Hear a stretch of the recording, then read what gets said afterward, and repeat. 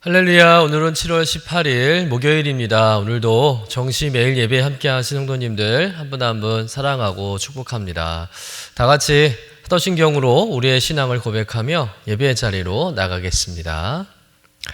전능하사 천지를 만드신 하나님 아버지를 내가 믿사오며 그 외아들 우리 주 예수 그리스도를 믿사오니 이는 성령으로 잉태하사 동정녀 마리아에게 나시고 본디오 빌라도에게 고난을 받으사 십자가에 못 박혀 죽으시고 장사한 지 사흘 만에 죽은 자 가운데서 다시 살아나시며 하늘에 오르사 전능하신 하나님 우편에 앉아 계시다가 저리로서 산자와 죽은 자를 심판하러 오시리라.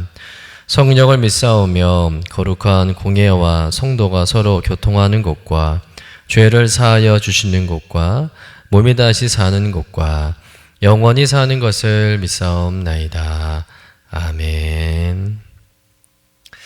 다 같이 찬송가 338장 내 주를 가까이 하게 함은 우리 함께 찬송하겠습니다.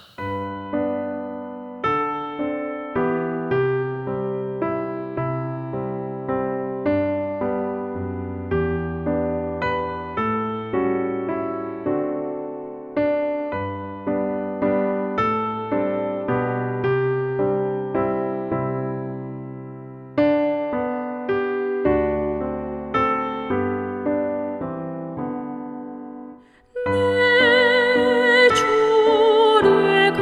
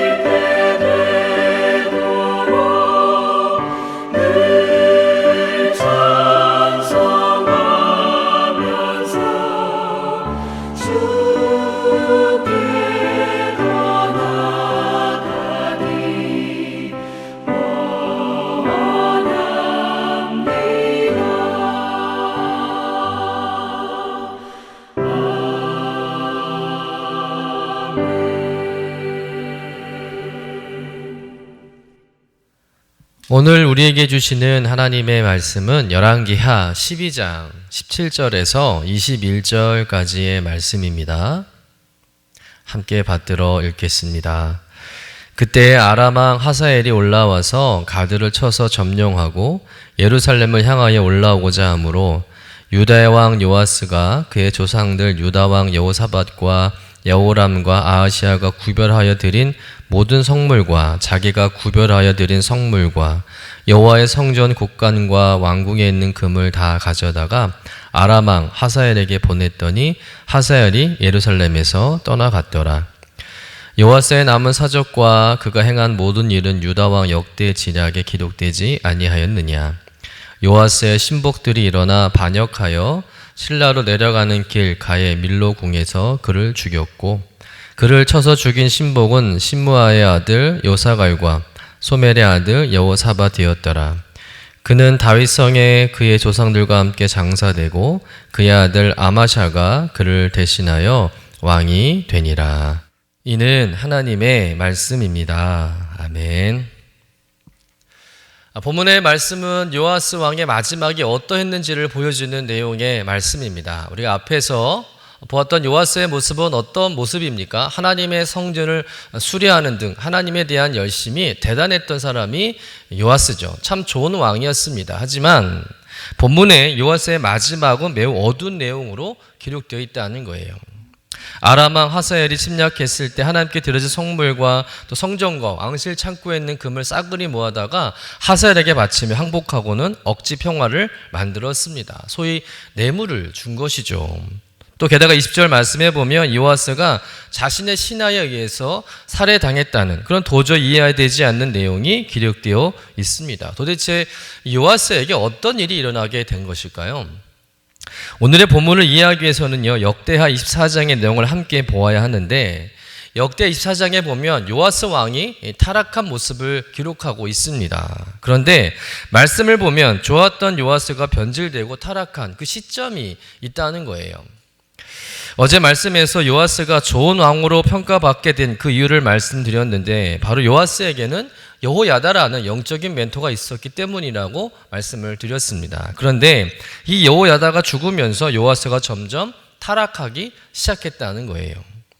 여호야다가 죽자 요아스는 여호야다를 따라 잘 섬기던 하나님을 버리고 우상을 섬기기 시작했다는 겁니다. 우리 역대하 24장 27절 18절 말씀 같이 한번 읽어보도록 하겠습니다.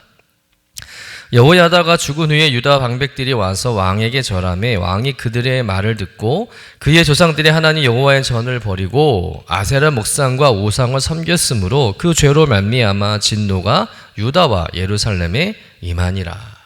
여호야다가 죽은 후에 남유다 고위 신하들이 요아스에게 와서는 아세라 목상과 우상을 섬기자고 제안을 한 겁니다. 그러자 이 요아스가 그들의 요구를 수용해요. 그래서 하나님을 버리고 우상을 섬기기 시작합니다. 하루아침에 종교를 바꿔버린 것이죠. 하나님께서 이 상황을 안타깝게 여기셔서 여호야의 아들이요 또 선지자였던 스가랴를 요아스에게 보내서 책망을 합니다. 그러나 요아스가 어떻게 반응했을까요? 요아스가 납작 엎드려 회개하고 돌아오면 좋겠는데 너무나도 의외의 충격적인 일을 자행하게 됩니다. 역대하 24장 20절 21절의 말씀을 같이 한번 읽어보도록 하겠습니다.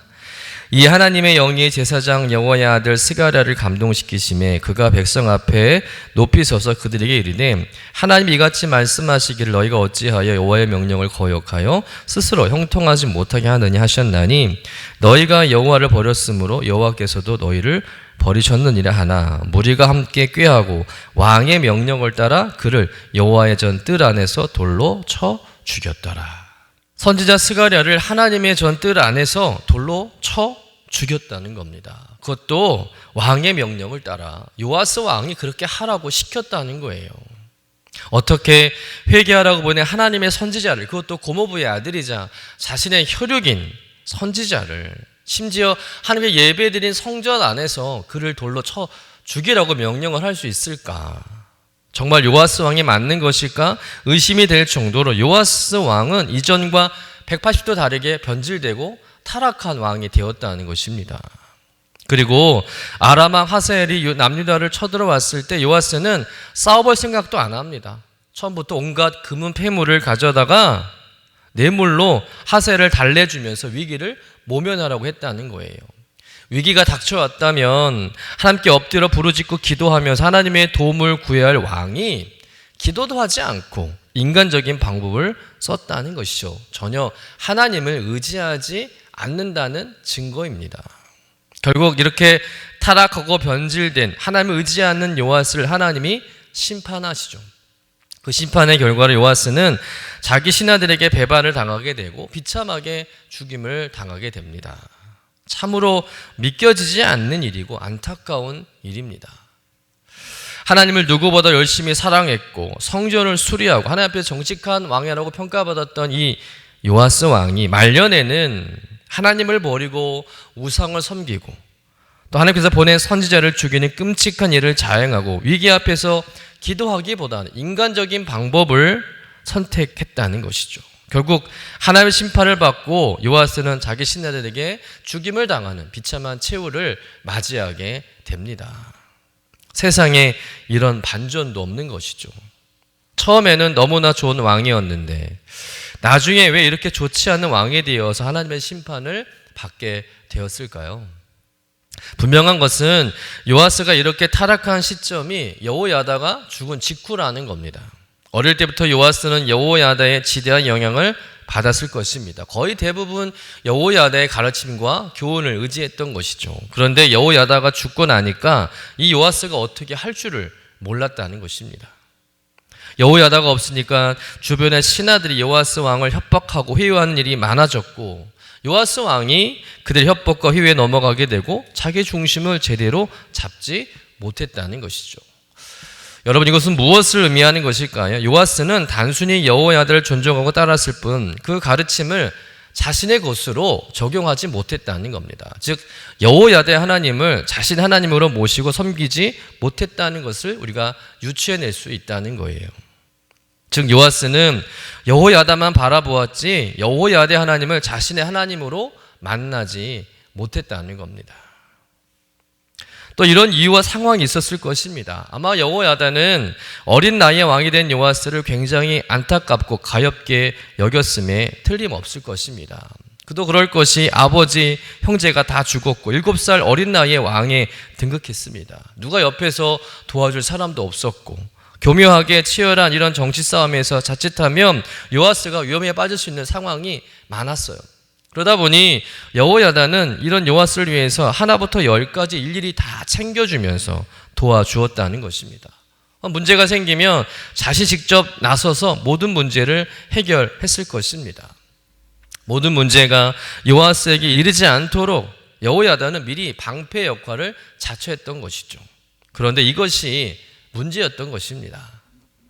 여호야다가 요아스를 도와주고 또 영적인 멘토링 해주고 지도를 해주는 건 좋은 일이겠지만 요아스가 홀로 설 수 있도록 하는 데는 이르지 못했다는 거예요. 여러분, 요아스가 언제까지 여호야다의 도움만을 의지하며 살 수 있는 것은 아닌데 그러려면 요아스도 혼자서도 일을 할 수 있도록 또 요아스가 하나님을 직접 만날 수 있도록 하나님을 전적으로 의지하는 신앙이 될 수 있도록 성장하게 해주었어야 되는데 여호야다는 그렇게 하지 못했다는 거예요.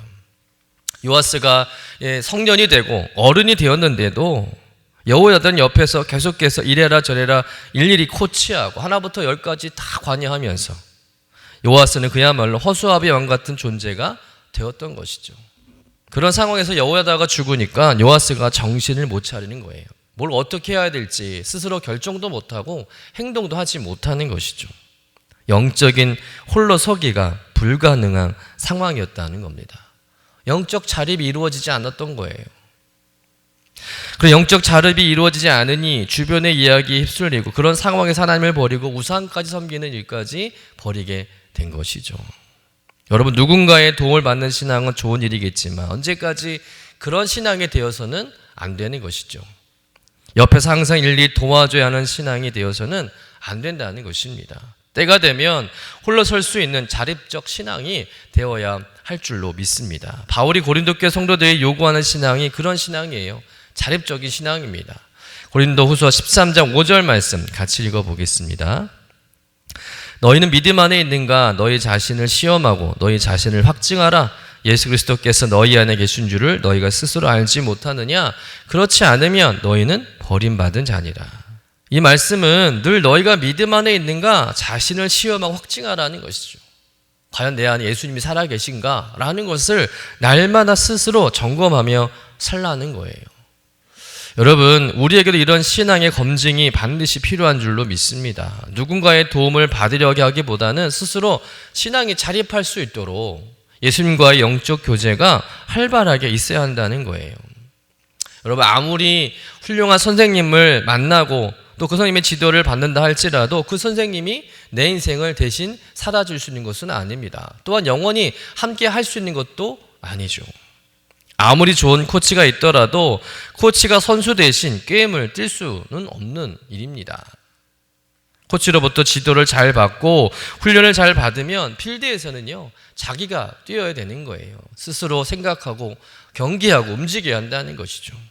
홀로 서기가 돼야 하는 것입니다. 그래야 훌륭한 선수가 되는 것이죠. 요아스에게는 여호야다라는 훌륭한 선생님이 있었지만 안타깝게도 홀로 서기를 할 줄 아는 힘은 배우지 못했다는 겁니다. 여러분, 이 말씀을 통해서 오늘 우리의 신앙을 좀 돌아봤으면 좋겠습니다. 교회를 다닌 지 벌써 수년째인데 모태 신앙부터 시작해서 벌써 30년째 예수 믿고 있는데 여전히 신앙이 자립하지 못하고 의존적인 신앙을 하고 있다면 정말 큰 문제가 아닐 수가 없습니다. 부모님이 깨워줘야 일어나고 부모님이 교회 가라고 잔소리를 해야 교회 가고 속장님이 속회 모임 하라고 계속해서 권면해야 속회 참석하고 전도사님이 목사님이 예배 빠지지 말라고 몇 번씩 권면해야 예배 참석하는 그런 신앙이 되어서는 안 된다는 것이죠. 여러분, 좋은 영적 멘토를 만나고 두는 것은 축복된 일입니다. 그러나 언제까지 영적 멘토를 의지할 수는 없는 것이죠. 스스로 영적으로 독립하고 영적인 홀로서기가 가능해야 할 줄로 믿습니다. 부모님들의 역할도 그러합니다. 언제까지 자녀들의 신앙에 대해서 간섭하고 일일이 이래라 저래라 할 수 없는 일이잖아요. 자전거를 배우는 자녀가 처음에는 넘어지지 않도록 잡아줘야 되겠지만 혼자서도 곧잘 자전거를 잘 타는데 그때도 잡아줄 필요는 없는 것입니다. 마찬가지로 부모로서 자녀들이 신앙적으로 독립하고 홀로 설 수 있도록 돕는 것이 중요하다는 거예요. 자녀들을 위해서 기도하는 것도 좋겠지만 자녀들이 스스로 기도하게 만들어야 할 줄로 믿습니다. 어렸을 때는 어쩔 수 없이 부모님의 도움이 필요하겠지만 커갈수록 의존적 신앙이 아닌 자립적인 신앙으로 성장하게 하는 것 또한 부모의 중요한 사명인 줄로 믿습니다. 물론 그렇게 해야 하는 것은 알지만 말처럼 쉽지가 않죠. 요즘에 보면 자녀의 신앙 문제로 고민하는 많은 부모들이 계십니다. 무작정 기다려줄 수도 없고 그렇다고 매번 잔소리하고 다그치기도 어렵고 가정에서의 신앙교육이 어렵다는 것을 잘 압니다. 그렇지만 방향성을 잘 잡고 자녀들이 스스로 하나님을 찾고 만나게 하고 신앙생활을 할 수 있도록 간절히 기도해야 할 줄로 믿습니다. 부모님이 하나님이 아니라 나의 하나님을 만나게 해야 하는 것이죠. 무엇보다 부모로서 자녀에게 신앙의 본을 보이면서 자녀들이 닮아가고 싶은 신앙의 모델로 서는 부모가 되어야 할 줄로 믿습니다. 좋은 영적 멘토와 스승을 가지고 있었던 요아스. 하지만 그는 결국 영적으로 독립하지 못하고 의존적 신앙으로 살다가 여호야다가 죽으니까 타락하고 하나님의 심판을 받아서 비참한 최후를 맞이하게 됐습니다. 오늘 말씀을 교훈 삼고 여러분, 누구의 하나님이 아니라 나의 하나님으로 고백되어지는 자기 신앙을 분명히 세우시기를 간절히 축원합니다. 의존적 신앙이 아니라 주님 앞에 홀로 설 수 있는 그런 자립적 신앙을 갖게 되시는 여러분 되시기를 주님의 이름으로 간절히 축원합니다. 기도하겠습니다. 하나님, 요아스의 안타까운 실패를 보면서 영적인 홀로서기, 영적 자립이 얼마나 중요한지를 깨닫게 하시니 감사드립니다. 내 신앙 속에서 여전히 의존적 신앙의 모습은 없는지 돌아보게 하시고 내 스스로 홀로 설 수 있는 신앙의 모습으로 성장하고 더 단단해지게 하여 주옵소서. 다른 사람의 하나님, 누군가의 하나님이 아니라 나의 하나님을 만나게 하시고 매일매일 우리의 신앙이 한 단계 한 단계 성장하는 은혜가 있게 하여 주옵소서. 우리 자녀들이 부모님들을 의존하는 신앙이 아니라 스스로 자립하고 영적으로 홀로 설 수 있는 신앙이 되도록 주님께서 친히 붙잡아 주시고 또한 인격적으로 주님을 만나고 체험하는 뜨거운 신앙이 되게 하여 주시옵소서. 감사드리며 거룩하신 예수님의 이름으로 기도드립니다. 아멘. 하늘에 계신 우리 아버지여, 이름이 거룩히 여김을 받으시오며 나라가 임하시오며 뜻이 하늘에서 이루어진 것 같이 땅에서도 이루어지이다. 오늘 우리에게 일용할 양식을 주시옵고 우리가 우리에게 죄 지은 자를 사하여 준 것 같이 우리 죄를 사하여 주시옵고 우리를 시험에 들게 하지 마시옵고 다만 악에서 구하시옵소서. 나라와 권세와 영광이 아버지께 영원히 있사옵나이다. 아멘.